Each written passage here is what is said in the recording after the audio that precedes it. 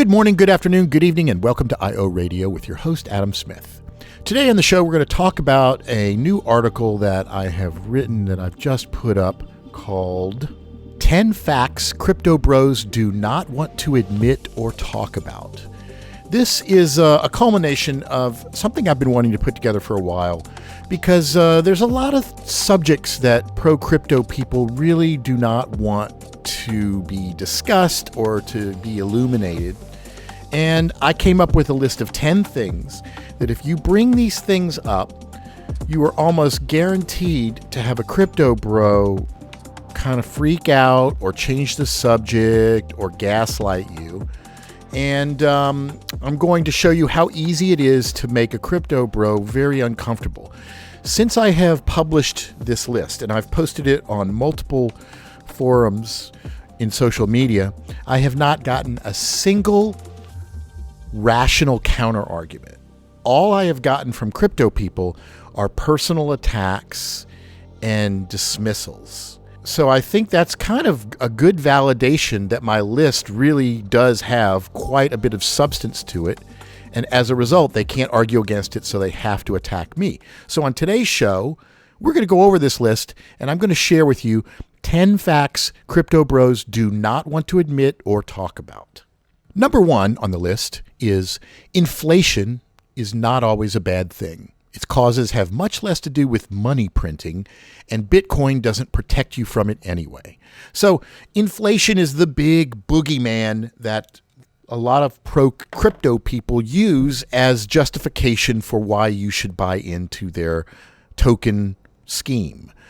They argue that inflation is, monetary inflation is going to make the value of the dollar worth less and less and less. And if you put your money in a deflationary currency like Bitcoin, it will hedge, it will insulate you from that inflation. Now, this is absolutely untrue. If you look at you follow the price of Bitcoin versus inflation rate and other factors, you'll find that there is no hedge against inflation. This argument is predicated on a very ignorant premise that just because Bitcoin is scarce, it's going to continue to go up in value. Now, we've addressed that multiple times. Just because something is scarce doesn't mean it's going to increase in value. But inflation is the big boogeyman. But more importantly, there's different kinds of inflation. There is price inflation and there is monetary inflation. Now, price inflation is basically when the price of things is very high, it increases. People find it harder and harder to afford basic things. The price of stuff goes up.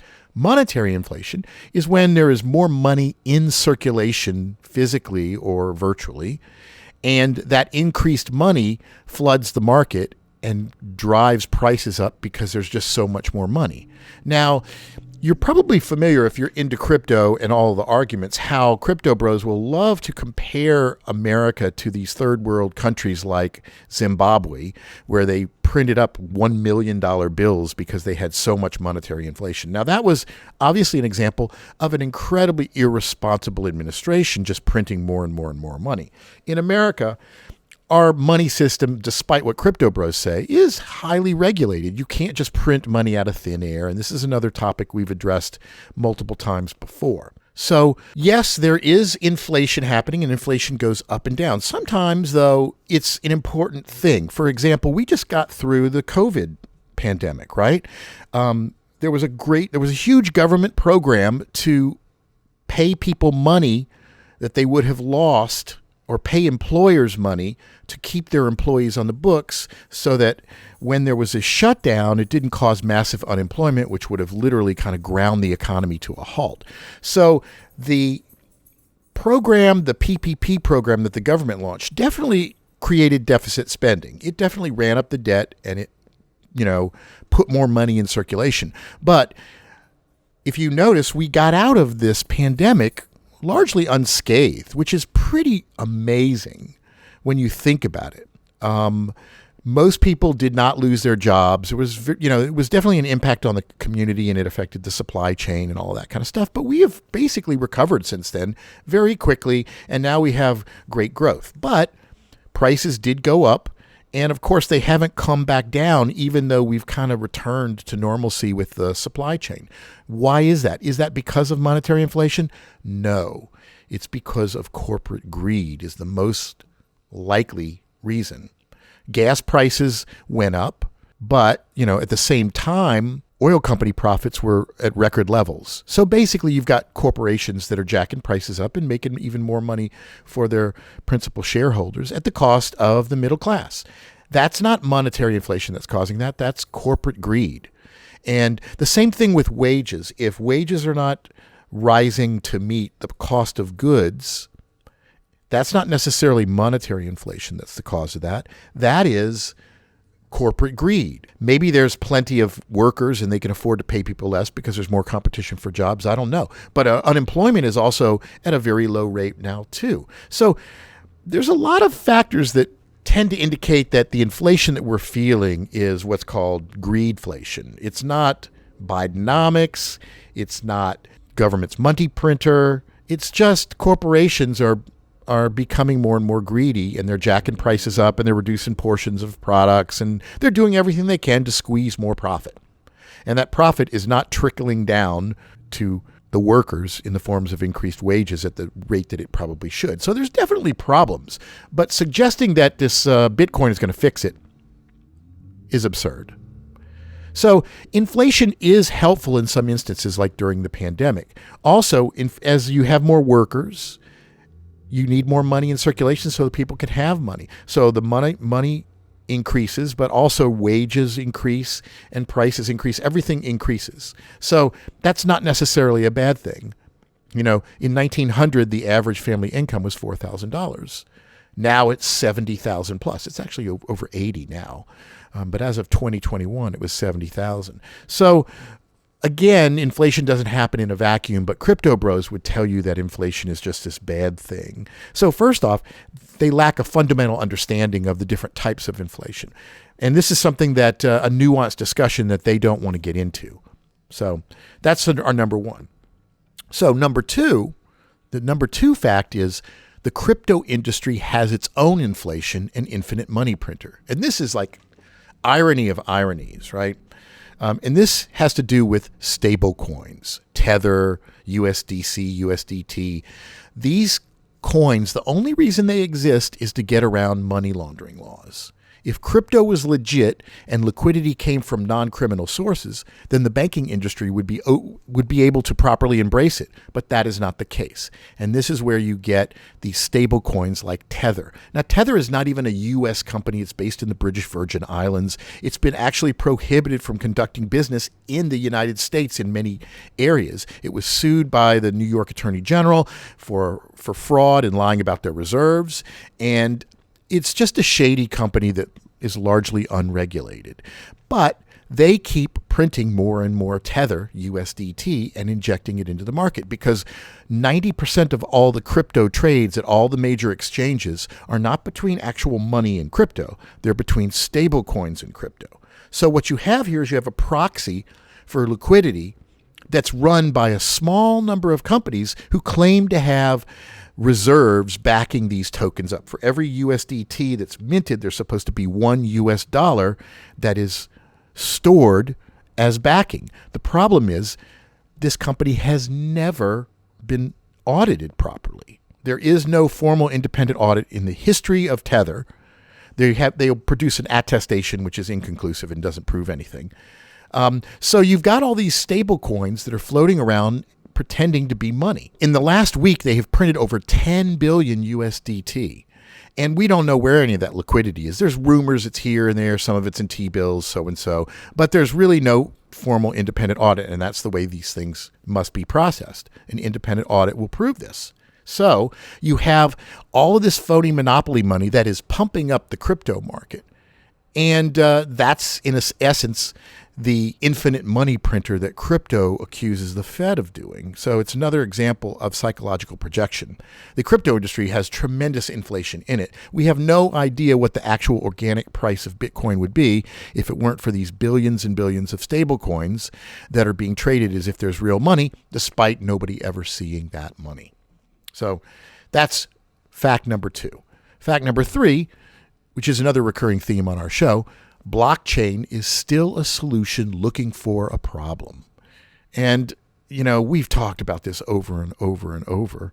There's just, there is no example of anything specific that blockchain technology does, which is better than existing non-blockchain technology. We're 16 years into this, and I call it the ultimate crypto tech question. It still is unanswered. So that's an obvious one. What is blockchain good for? There may be a couple of, quote, use cases, but there's no example of it being particularly good at anything non-criminal in the real world. Again, people talk about what would happen if crypto collapses. Would it really affect our economy? And the truth is, blockchain technology is not used for any useful product or service that your average person enjoys on a daily basis.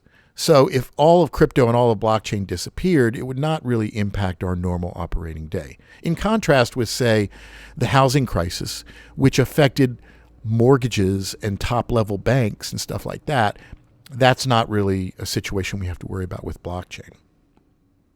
Okay, onward. Fact number 4. Bitcoin wastes insane amounts of energy just to exist. So this is another one that a lot of people are aware of. But of course, if you talk with crypto people, they will say, oh, it spurs growth in alternative renewables, or it uses what they call stranded energy, which is energy that would otherwise be wasted. And again, these are very, very weak excuses. They're not denouncing the base claim, which is that Bitcoin uses tremendous amounts of energy. And it's just to exist. This energy is not used really in processing transactions. The majority of the energy is used as a guessing game to motivate the miners to keep operating the blockchain by getting a block reward. It's like a lottery where whoever guesses the number, the magic number, gets some free Bitcoin, and that's why everybody participates. The actual process of keeping track of the transactions and the ledger would use a fraction of the energy. So the real waste is the scheme of decentralizing this and creating this incentive program where everybody is running all these computers guessing numbers as fast as possible. It's just a tremendous waste, and it produces absolutely nothing beneficial for society. And you really can't argue. All they try to do is just justify the insane energy usage by saying, oh, well, this energy over here on this grid would otherwise not be used, so we're going to use it. Again, if you got energy that's underutilized, there's got to be better things to use it for than Bitcoin mining. You could use it for other stuff. You could use it to heat greenhouses. You could use it to desalinate salt water. You could, or you just design your grid so that there's not a tremendous amount of wasted energy. I mean, all energy grids have to have stranded energy. They have to have excess energy because they have to be able to deal with the ebbs and flows of, when you turn on an air conditioner, the required spike in voltage is very high, and then it settles down. You have to have that excess energy to be able to handle things like that. So that's not going away. All right, onward. Fact number 5. Nobody engages in more gaslighting than the crypto industry. Now, there's a reason pro-crypto people find trying to promote their schemes don't land well with the average person. Crypto and blockchain really doesn't make sense. And this isn't because you're not knowledgeable. It's because it truly doesn't make sense, which is why crypto bros have to constantly gaslight people by saying, you don't understand, or have fun staying poor, or cope, or whatever. They scare you with dramatic fear-mongering over how inflation is going to turn the country into the next Zimbabwe. It's all gaslighting, trying to make people believe that what they perceive as reality is wrong. And in fact, most people are correct. It doesn't kind of make sense why anybody would attribute value to an abstract digital token. You're correct.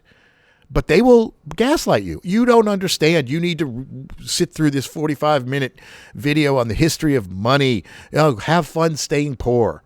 That's just classic gaslighting. Trying to convince you that the real world that you base logic, reason, and evidence off of is somehow wrong. Okay, number 6. Crypto is a negative-sum game. For every person to win in crypto, many more have to lose.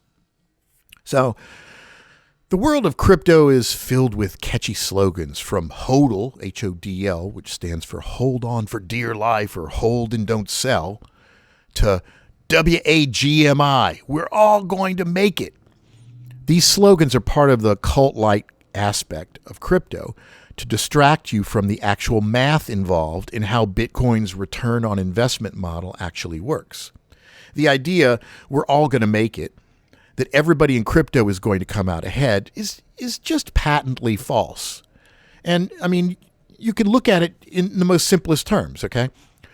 For every person in crypto who puts $1 in and it returns $10, that requires 10 other people's dollar investments to be lost. Now, those 10 greater fools who just bought in and paid off the other guy now need an additional 100 greater fools to show up with $1 each for them to see the same returns. So you can see this return model just gets exponentially more unrealistic.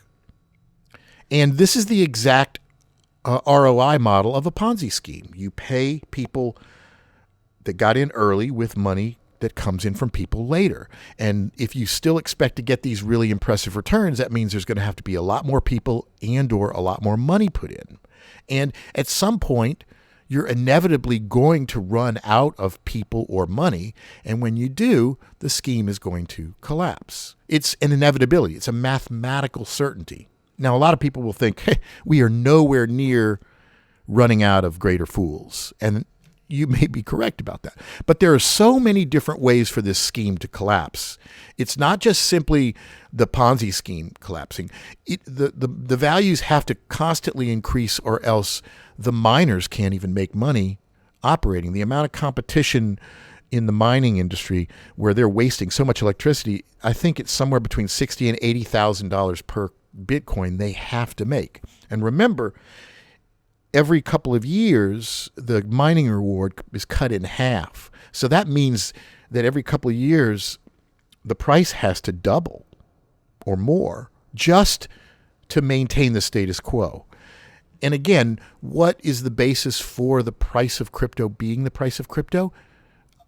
Creating artificial demand through marketing and coercion. So that's a very heavy burden to put on people. You know, at least with like water, people need water. You don't have to sell water to somebody. They know they need it. But with Bitcoin, you have to constantly market it. It's just a really tedious business model. So it's even worse than that, though, because as we know, all along the way, there are other entities siphoning people's of money along the way. Exchanges and middlemen that are getting fees for transactions, and the miners consume massive amounts of resources, making crypto a resource-losing proposition. And for what? As mentioned before, the tech still can't demonstrate it does anything better than what we already have. All right, on number 7. The history of Bitcoin and blockchain is littered with all failures and no successes. And this is one of those facts that seems really bold to make. All failures and no successes. And I thought for sure people were going to take me to task on this, but they haven't. They haven't. And I've been prepared to argue whatever you think is a success. I'm pretty sure I can pick it apart. They haven't even tried. I think they know. They know this is all just held up by smoke and mirrors. So ask a crypto bro about any crypto project more than several months old, and they will quickly change the subject. There is no other industry that has such a tremendous array of never-ending press releases that point back to nothing burgers. This is why the mantra, "It's still early," pervades conversation. Look forward, don't look back. We don't want you to see our myriad of failed promises. And crypto's first failure was its principal failure. And this is the one nobody wants to talk about. Bitcoin being abandoned as a currency. The volatility and the slow transaction performance made Bitcoin wholly unsuitable for its core purpose. And L2 solutions like Lightning don't fix that. They just increase the complexity and make it even more problematic. So hence the need to reinvent it as, quote, digital gold, which has its own array of problems and failures. From there, the, quote, blockchain revolution moved onward, desperately trying to be relevant and failing at every turn. Remember NFTs? They were supposed to revolutionize the world. How about Web3? Web3 was going to change the way we use the internet. Crypto gaming and Axie Infinity, all of that ended up with just strings of exploited people in third world countries that have very little to show for it. ICP, the Internet Computer Project, was going to create a censorship-proof internet. Where did that go? DeFi and staking. All of these things were just ways of leveraging and keeping people from selling. They never blossomed into any kind of useful service that anybody uses. Now they're distant memories in favor of current buzzwords like ETFs, and now strategic Bitcoin reserves. That's the new one right now. So crypto ETFs are already proving to not live up to the hype and mostly represent a lateral move of money moving from other crypto securities like the Grayscale Bitcoin Trust into the lower fee ETFs. There's no sign, even if they are being made available to everybody through standard brokerage houses, there's no sign that ETFs are really taking off. And there's companies like Vanguard that have made statements saying they have no intention of creating a Bitcoin ETF and they don't believe Bitcoin is a long-term store of value. So as far as I know, that's one of the few mainstream investment companies that has really gone out and said, we do not recommend crypto in any of our clients' portfolios. And so good on Vanguard. And they're also widely known as being one of the most ethical, relatively speaking, of traditional investment entities. And I think their index funds have very low fees and they're pretty highly regarded. I know I certainly hold some of their funds. Okay, so a few politicians talking about the government holding Bitcoin has made the crypto media froth at the mouth like it's an inevitability. If there's one limitless resource in the crypto industry, it appears to be irrational hype over the future. Just don't look at the past. When you do, you don't see any success stories, only failures. This is why, for example, nobody's talking about El Salvador anymore, and its adoption of Bitcoin, which is basically petered out. Instead, now people are looking at Argentina because it's new and there's insufficient evidence that Bitcoin won't do anything useful there yet. And so this is a recurring theme. There's just dozens and dozens of little buzzwords. Every couple of months, there seems to be a new thing to distract everybody, to get everybody excited about crypto and also distract them from the previous long list of failed promises. So I would encourage people to just look back. NFTs have gone nowhere, tokenized assets, hyper-Bitcoinization, all of this stuff, El Salvador's Bitcoin City project, Akon's thing that he was going to do in Africa that was going to be crypto-friendly, all of that stuff has floundered. The Satoshi, there was a ship that was supposed to be like a libertarian utopia. That thing didn't work out. All of these things have just disappeared. There was a crypto island project they were going to do. All of it has failed. I can't think of a single crypto success story. And if you can, tell me about it. Leave some comments. All right, onward to number 8. The entire crypto market is saturated with manipulation and crime and is in no way transparent or regulated, despite being compared to markets that are well regulated. So, the crypto industry constantly borrows nomenclature from the traditional finance industry, despite their versions of these things being fundamentally different from what they represent in traditional finance. Terms like bank and banking, exchanges, market cap, technical analysis, liquidity, assets, etc. When these applied to crypto, they don't often make sense. Crypto promises people can, quote, be their own bank, for example. But crypto actually doesn't offer the services that traditional banks do. Their version of banking is something completely different. Same thing with market cap. Market cap, as it refers to crypto, really is a misleading term. And this is just, every one of the terms, they love to borrow stuff from traditional finance, even though it doesn't always apply. So, as expected, crypto proponents will engage in a whataboutism fallacy, suggesting, there's crime and manipulation in traditional markets too, but that doesn't excuse the fact that the extent to which the crypto market is composed of unregulated criminal activity, percentage-wise, is significantly higher.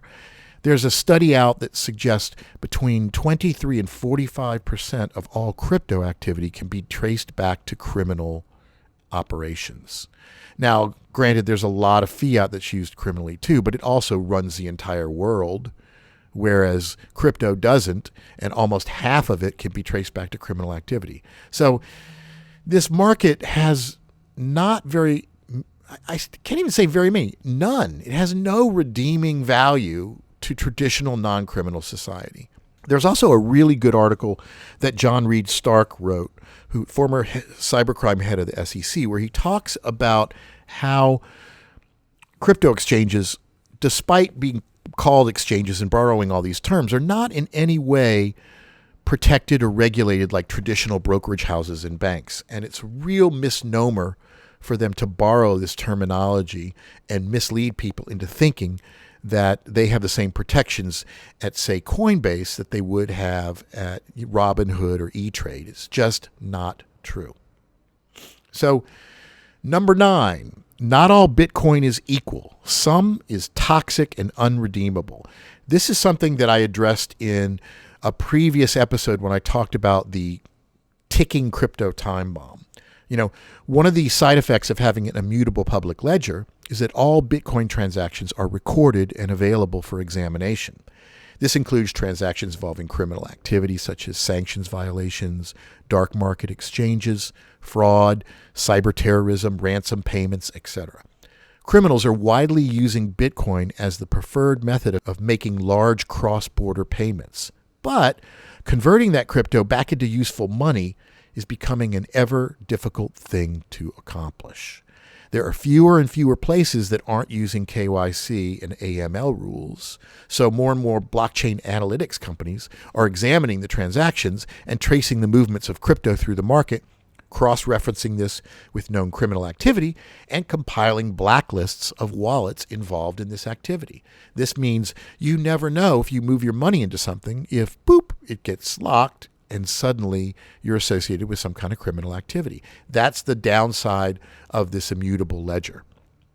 So it's going to be an ever-increasing problem unless you know exactly where your crypto came from. You can trace it all the way back from when it was mined to when it ends up in your wallet. If you can do that, you're probably okay. But I think most crypto people cannot do that.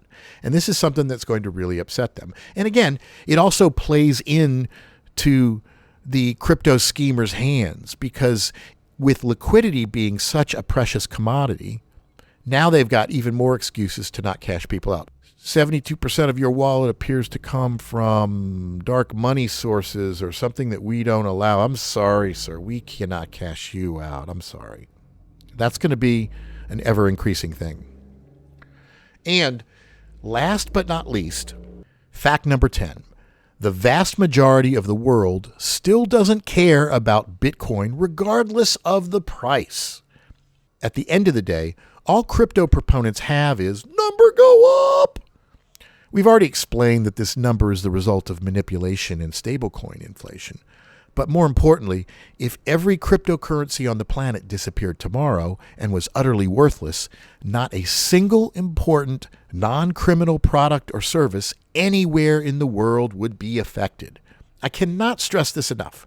A lot of people are concerned with politicians talking about a strategic Bitcoin reserve and Tether stuff, that the crypto industry could sabotage our mainstream economy. It's a fun thought experiment to imagine, but we're nowhere near that. All of crypto could disappear tomorrow, and it would be, Thursday. Crypto may seem like a crazy scheme, but it still doesn't have its hooks into anything critical in our society. It's trying to, but it remains to be seen if that's going to happen. Several people talking about setting up a strategic Bitcoin reserve, right, where the government will actually buy and hold Bitcoin as some kind of an asset that'll back up something. I don't know what. First off, the people talking about this, like Trump and RFK Jr., they do not have the authority to do that. Congress is the one that allocates how the money goes. So it's not within their ability to even make that promise with any kind of certainty. It's going to require an act of Congress. Now, there may be a couple of people in Congress that are pro-Bitcoin, but there is nowhere near enough to agree to such an absurd thing. Oh, let's take more money and put it into something that has no intrinsic value or no objective value. I can tell you this, while the Republicans seem to like crypto, at least half of the Republicans recognize that it's a scam. So in addition to being able to need Democrats on board for this scheme to work, you'd also need all the Republicans, and there's no guarantee that Congress would support such an absurd argument. So expect there to be a lot of pushback. I actually predict this strategic Bitcoin reserve promise is going to disappear. I don't even think Trump and RFK or any of the other people like Cynthia Loomis are actually going to push for this very hard. And the reason for this is I actually would love for there to be a national conversation about whether or not the government should buy Bitcoin, because then maybe for once we can get some of the critics like myself, our points of view in front of the American people. As it is right now, you don't get enough objective analysis of the negative side of crypto in mainstream media. And I think a push like that would probably be very bad for crypto, because it would basically, you get a couple of outspoken critics on mainstream news talking about how this whole thing is nothing but fraud. That's going to reaffirm what everybody pretty much already believe anyway. So I think it could backfire on the crypto bros if they actually push for this. Aside from the fact that crypto was always supposed to bypass government, it wasn't supposed to embrace it. So it's just more irony on their part that they want the government to buy Bitcoin. And of course, why do they want the government to buy Bitcoin? Because they're in a liquidity crisis, because they are running out of greater fools and they need to find money, greater fools, to buy more Bitcoin at any price. So again, I'm not so worried about it, but it will be interesting to see what happens when the new administration takes office, whether they follow through on this. My prediction is they're going to just ignore it, like a lot of things Trump promises. He may half-ass it, but it's never going to be, they're not going to put a lot of effort into this strategic Bitcoin reserve. And if they do, let's talk about it. Let's bring to the forefront how completely absurd this is. Remember when George W. Bush wanted the Social Security Trust Fund to be invested into the stock market? That didn't last very long, did it? And that's even a little bit more of a rational idea than buying Bitcoin. And that thing didn't go anywhere. So I wouldn't expect this to happen. So we'll see. So how can something that's supposedly worth so much, that's so, quote, innovative and world-changing, not have any real-world utility?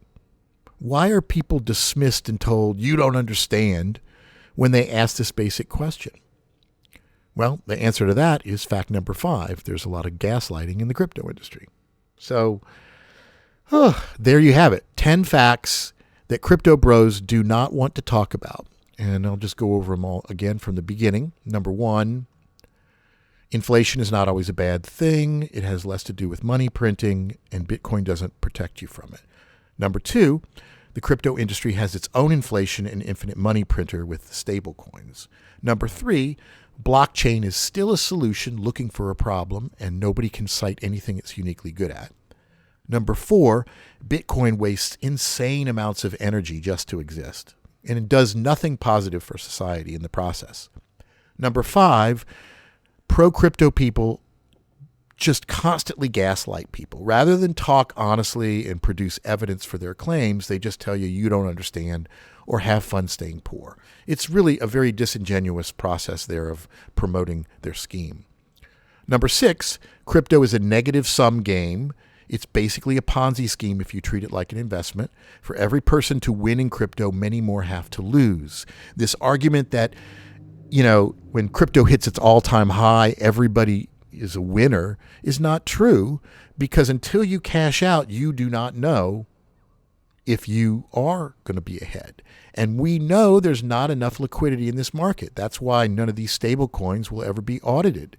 because they don't want people to know how little money they actually have. Number 7, the history of Bitcoin and blockchain is littered with all failures and no successes. Again, a very bold claim for which I thought somebody would have a good response, but they don't. So it's a bold claim, but it's backed up by a lot of facts. Show me one thing that isn't a failure from the past. Every single thing that crypto and blockchain claims it can do, there's better solutions in the non-crypto world. Number 8, the entire crypto market is saturated with manipulation and crime and is not well regulated at all. Number 9, not all Bitcoin is equal. Some is toxic and unredeemable. And number 10, the vast majority of the world still doesn't care about Bitcoin, regardless of how high the price goes. We know the price is manipulated, so it doesn't really have a whole lot of meaning. Yes, maybe some people can jump on board and maybe make some money, but it is very, very risky because, like all Ponzi schemes, at some point it's going to collapse. And when it collapses, it's going to happen very fast. Now, again, crypto people will say, it's failed so many times. Aren't you tired of it failing? It's gone up and down, and it's gone up and down for sure. But there's a bigger reckoning coming. I don't think crypto will ever completely drop to zero, just like Beanie Babies are still collected to some degree. But I don't believe that, right now a majority of people don't attribute any value to it. So already its adoption has kind of plateaued. You just have some influential rich people that are exploiting their celebrity to pump it up temporarily.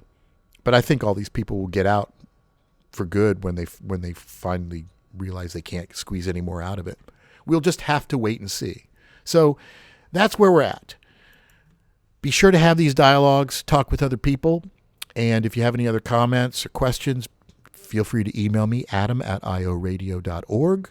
And if you'd like to come on and debate with me, if you think I'm wrong about some stuff, email me and let's talk about it.